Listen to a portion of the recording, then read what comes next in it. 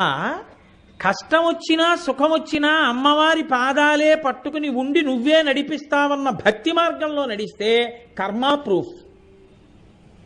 ఇప్పుడు ఏమైంది? అమ్మవారు మిమ్మల్ని చూసుకుంటుంది.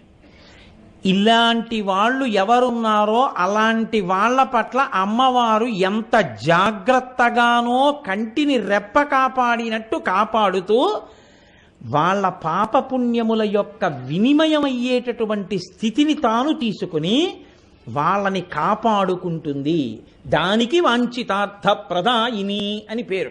ఇప్పుడు వాంఛితార్థ ప్రదాయిని అంటే మేము అడిగాను నువ్వు ఇవ్వలేదనకూడదు. నువ్వు అలా ఉన్నావా? నువ్వు అలా ఉంటే ఆవిడ ఇవ్వడానికి సిద్ధంగా ఉంది.